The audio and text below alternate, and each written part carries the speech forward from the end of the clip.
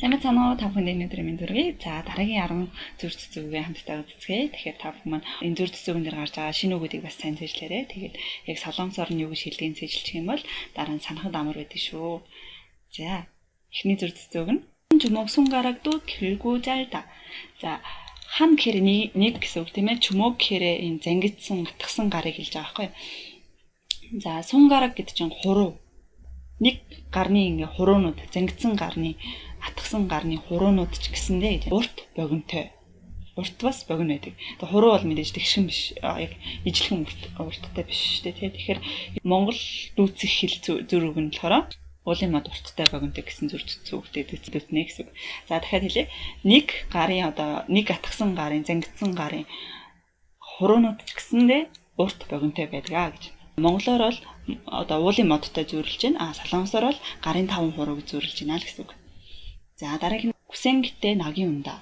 За хүсэн гэдэг чинь зүдрэх штэ. За тэгээд зүдрэх, сайн ажиллах гэж ярьдаг. Тэгээд хүсэнсэмнидаа гэл байлаа гэсэн үг штэ. Тэгээд хүсэнсэмнидаа, сүгэшэсэмнидаа гэж хэлдэг. За тэгэхээр гэд гэдэг нь болохоор эцэс төгсгөл гэсэн үг байхгүй. Тэгэхээр зовсны эцэст наг гэдэг нь болохоор жаргалыг хэлнэ. За хэмбог гэдэг үгтэй адилхан үг байна штэ тийм ээ. Жаргал ирдэг. Зовсны эцэст жаргал ирдэг гэж. За энэ бол шууд яг Монгол зүр цэцүүхтэй яг дүүцгүүц байгаа байхгүй. За энийг бас өөрөөр болохоор хүүжин камнэ гэж бас дөрөвдөхтэй хансны үгээр бас тэгж хэлдэг шүү. Зовсны эцэс жаргана. Энийг маш их хэрэглэдэг үг. За тэгээ нэг ажил нэг том юмны ард гарчвал энэ үгийг хэлээд байдаг байхгүй. Жишээлбэл 6 сар бэлтэж жагаад хүссэн төвшний авсан бол бас ингэж хэлж болох юм тийм ээ. Тавхын төвшингээ авсан бол. За дараагийнх нь крэмэ догида. За крем гэхээр зураг гэсэн үг шүү дээ тийм ээ. Зургийн дог гэж байна. За энийг бол яг утгачлах юм бол яг ингээд одоо хоолны меню зэнүүдэр байдаг шүү дээ тийм. Зурган дээр маш гоё ингээд дог харагдаад байдаг. Тэгээ тэрийг ингээд авч идэх гэхээр болохгүй. Тэр монголоор бол харахаас хазахын заяа байхгүй.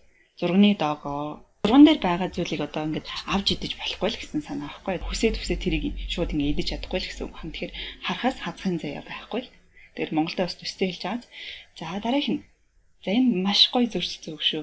Тэгээд та бүхэн ч гэсэндээ ингэ хичээх юм бол хин ч ингэ маш сайн сурч чадна шүү дээ, тий. 하늘이 스스로 돕는 자에게 돕는다.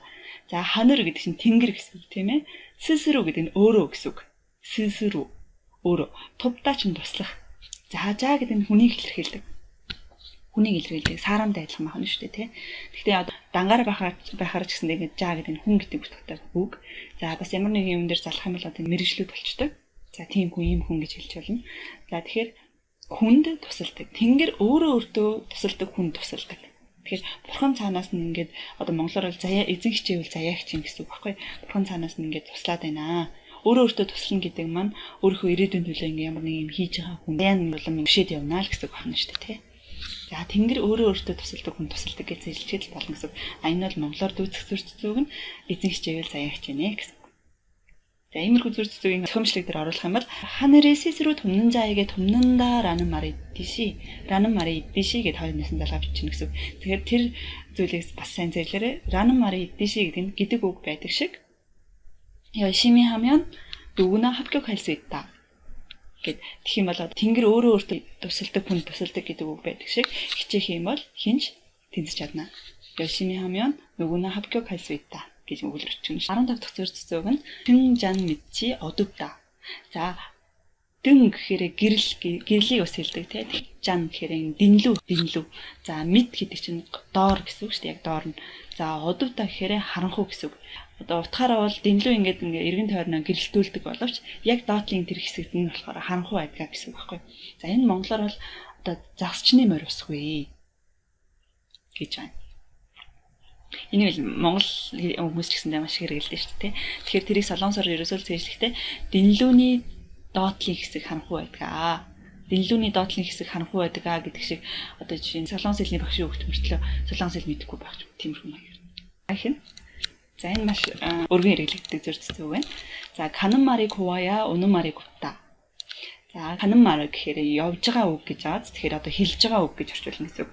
За 곱다 гэхээр гоё, сайхан гэсэн үг. Бас нөгөө нэг толгор арьс марьсан дээр бас хэрэгэлдэг. 피부가 곱다 гэж ярьдаг шүү дээ, тий. 피부가 곱다. За тэгэхээр гоё, сайхан гэсэн үг. За тэгээ 곱다 гэдэг үгийн бэн уу болоод кувая нэг өрмөц хувиргалтай үг шүү. Одоо купта, тупта хоёр болохоор уу ус гэр хувирдаг байхгүй. Аяа залхахаар агаар гэсэн нөхцөл залхахаар тэр кувая гэхээр сайхан байж ээж үнэн мари купта. Одоо сонсох үг нь сайхан. Тэр яг магчилж орчуулах юм бол явж байгаа үг нь сайхан байж ээж ирж байгаа үг нь сайхан гэж байгаа байхгүй. За тэгэхээр хэлж байгаа үг нь гоё үг хэлж ээж гоё үг сонсноо гэсэн үг монголоор. Бас юу тарин түүнийгээ хураана. Муухай үйлдэл хийгээд байх юм бол одоо өөрт нь нэг муухай зүйл тохиолдсон шүү дээ. Тэрэн шиг бусдад сайхан үг хэлэх юм бол эргээд өөрт нь сайхан үг сонсдгоо л гэсэн. Ан дээр шинээр зэжлэх үг нь энэ купта шүү. Гоё сайхан, толгор молгор гэсэн утгаар орж ирдэг. За 17 дахь панери канандэ шил канда. За панер гэдэг чинь зүү хэлж байгаа юм ойдог зүү хэлж байгаа шүү. Зүү явж байгаа, зүү гатгаж байгаа газар одоо утас шил гэдэг чинь бас одоо юм ойдог утсыг хэлнэ. Утсан дагаад явдаг. Тэгэхээр би зүүгээ хаана хатгах нь утас нь яг тэнд нь ингээд очино гэсэн үг байхгүй юу? За тэгээ энэ дэ гэдэг нь болохоор бас газрыг хэлдэг шүү. Одоо энэ ингээд зай авч ирж шүү. Жишээлх юм бол калдэга овсоо юу гэж яриад байдаг шүү дээ. Калдэга овсоо юу. Очих газар байхгүй гэх юм бол тэгж хэлдэг. За тэгэхээр зүү явж байгаа, зүү хатгаж байгаа газар утас дагаад явна гэсэн. Монголоор бол энэ салхи хаашаа хамхуулт хийшээ. Салшгүй хоёр зүйлийг хэлэхтэй. Хизээч энэ хоёрыг ингээд мэдээж ингээд зүү байхгүйгээр утас байхгүйгээр ингээд зүүгээр юм хийж болохгүй шүү дээ тий. Тэрэн шиг. Тэгэхээр ер нь бол энэ хамхуулч юм бол салхитай зайшгүй холбоотой шүү дээ тий. Тэгэхээр салхын хаашаа салхилна хамхуулан тийшээл хийснэ. За иймэрхүү утгаар хэрэглэгдэж шүү. Салшгүй хоёр зүйл гэсэн утгатай. За тэгэхээр солонгосоор бол зүү хаашаа утас тийшээл гэж хэлдэг байна. За 18 нэн түгэ пальтэн чиккинда. За энэ чиккида гэж бичсэн шүү. Чиккида хийгээр бичсэн шүү. За мэдда гэдэг чинь итгэх гэсэн үг шүү дээ тийм ээ. Итгэсэн сүхэндээ хөлөө завчуулна гэсэн үг. Амир үг байгаад. За яажс мэдда гэдэг нь итгэх. Одоо ингээд би энэ одоо утгачлах юм бол энэ сүхийг ингээд бүр хэрэглээ сурцсан гэсэн үг байхгүй. Тэгсэн мөртлөө ингээд энэ сүхээр би юу ч хийсэн чадна гэл ингээд өнгөрж байсан чи яг тэр сүх нь өөрийнх нь хөл дээр нь ингээд одоо унах ч юм уу. Тийм ингээд одоо итгэл алдна гэсэн үг байхгүй. Итгэл алдна. Одоо чинь юу гэдэг чинь тэжээсэн би тэрийг эвдэнэ. Итгэл алдчихж шүү дээ. Тийм уул нь бол ингээд тэрийг ингээд хайрлаад ингээд яажсэн чинь. За тэгээд чиккида гэхээр ер нь бол нутах завчуулах гэдэг утгаар орж ирэх юм шүү дээ. За пальден гэдэг нь болохоор хөлийнх нь ингээд дээд хэсгийг хэлж байгаа. Хөлийнх нь дээдлийн хэсгийг хэлж байгаа. За тэгэхээр итгэсэн сүхэндээ хөлөө завчуулна. Хөлөө зохиулна гэсэн үг байна. Тэгэхээр монголоор бол тэжээсэн бяруу тэрийг ивнэ. Бас ингэж болох нь амар сайн итгэжсэн хүн араас нь готуулаад ч юм эсвэл өөрийнх нь өөр хүнд ингээ муулаа явж идэв шүү дээ.